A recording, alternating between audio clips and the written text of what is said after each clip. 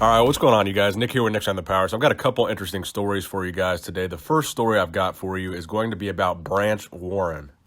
So I've actually got a ton of messages, DMs about this post that Branch Warren put up recently. And this post says, update, training and recovery is kicking ass. I'm on track to be 100%. You all know I'm a fighter and nothing stands in my way of coming back and being better than ever. Make sure to follow my journey here as well as my upcoming appearance schedule. To all my fans in the Middle East, make sure you're getting all your training and supplement needs at Wan Protein or from wanwanpro.com. Now, of course, the main thing coming out of this caption and coming out of what Branch says in this video is the speculation that Branch might make a comeback in terms of to an actual competitive bodybuilding stage. So let me play for you guys what exactly Branch said in this video. I just finished blasting legs here at JC James Outlaw Fit on the comeback trail. Had a great leg workout today. Shoulder injuries healing up for great. Gaining weight, size, and strength every week. On my way to be 100% again. The key to recovery is taking the proper supplements. All my fans in the Middle East, go to Wan Protein for all your supplement needs. All the major supplement brands, including their in-house brand, Wan Protein. Plus your workout gear, lifting belts, straps, shoes, clothing, everything you need, go to Wan Protein. That's your one-stop shop in the Middle East. So yeah, Branch is talking here about getting back to 100%. He does mention the words comeback. He talks about recovering. And he talks about his journey of coming back. Now, honestly, I don't think we're going to see Branch Warren make a comeback to a competitive bodybuilding stage. We haven't seen Branch compete since 2015, I believe. So it's been a number of years now since Branch has competed. And when he was competing in 2015, he wasn't placing that well, and he wasn't really looking his best.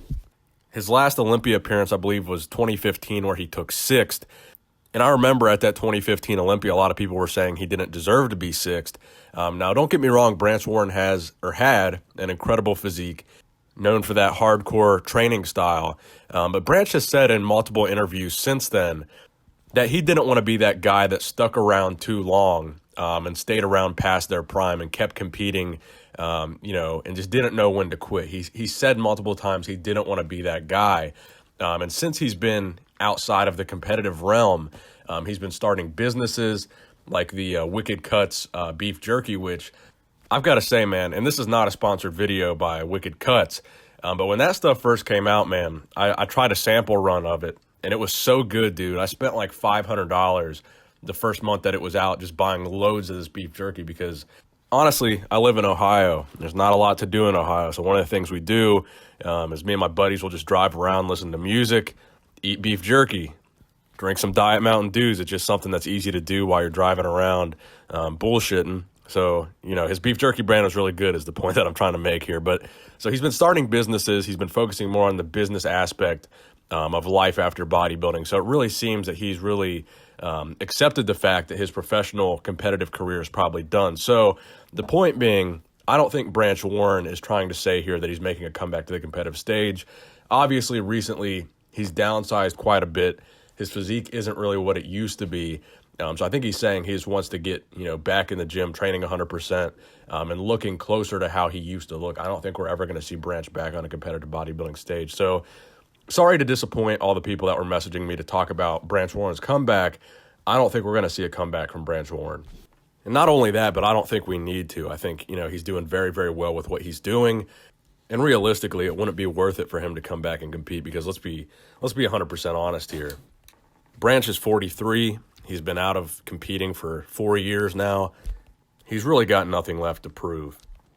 Now, the next story that I've got for you guys involves our good friend Kirill Tereshin, also known as Synthol Kid, also known as the man who faked his arms exploding.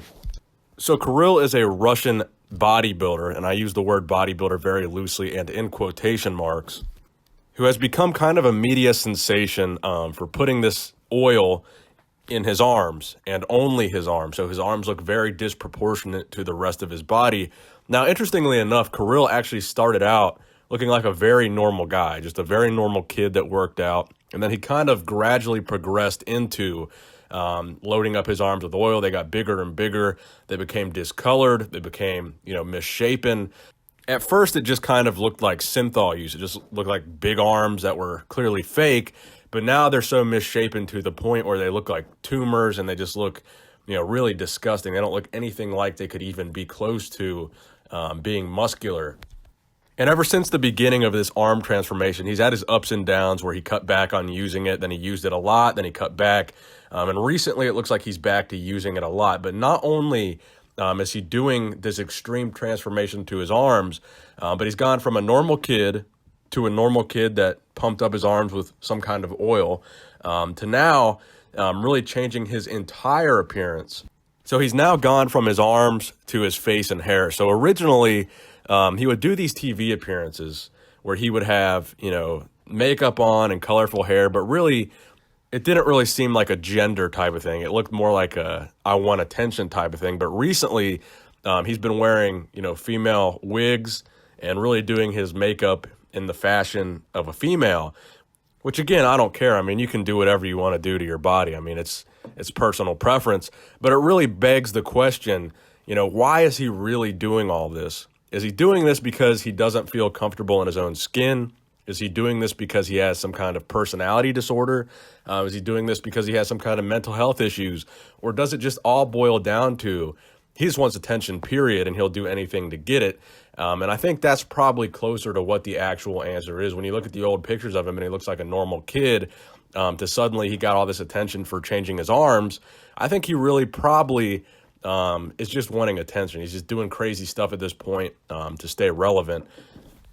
And if his goal is to get attention, he seems to be doing a pretty good job of it, because not only is he getting the attention of YouTube channels like mine, but this guy is all over, Russian TV and international TV, really, for doing what he's doing, which I don't really think is a great thing, but I guess, he succeeded in his goal. So I do wish the best for this guy, and I really hope these decisions that he's making don't end up killing him.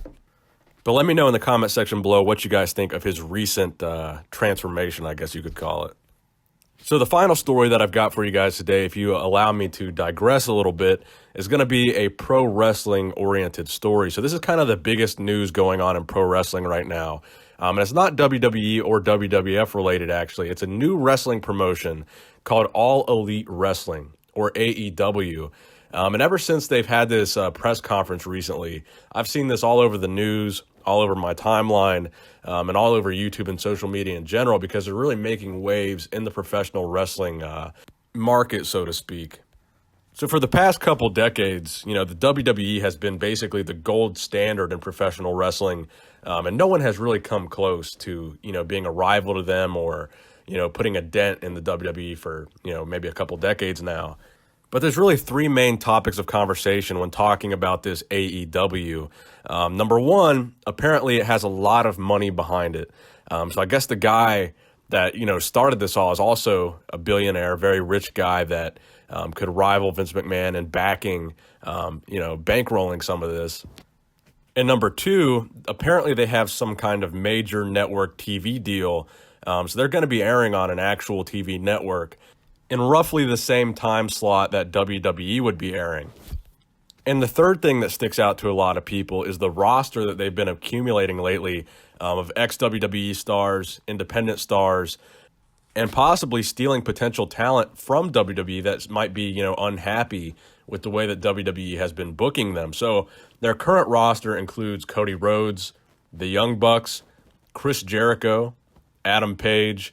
They've got Neville, who is going to be performing under the ring name Pac, and a bunch of other guys. But one of the recent topics of conversation has been the potential that CM Punk might return to professional wrestling in the AEW. Now, the reason for this speculation is, number one, obviously CM Punk is never going to return to the WWE, or it seems very, very unlikely considering the way that CM Punk left the WWE. But obviously, there's always going to be a place in CM Punk's heart for professional wrestling. Now, that being said, according to Wrestle Talk News, there was a copyright claim created for basically an image of CM Punk that was being used on t-shirts by some t-shirt company. So they put a claim against this, but also the other claimant of this image of CM Punk was AEW Wrestling. Now, clearly this is fascinating if they would be copywriting the image or the licensing rights to CM Punk's image. Why would they be doing that? Perhaps he's going to be, kind of a surprise addition to this roster.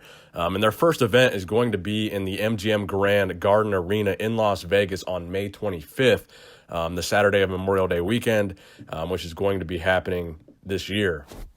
So it's a very exciting time to be a professional wrestling fan because, you have this new opportunity for perhaps, more creative control given to the wrestlers, a potential rival for the WWE. Keep in mind, the guy that's bankrolling this is a guy named Shad Khan, who is the owner of the Jacksonville Jaguars and also owns Fulham FC. So there's a lot of money going into this, a lot of talent going into this, and a lot of potential going into this.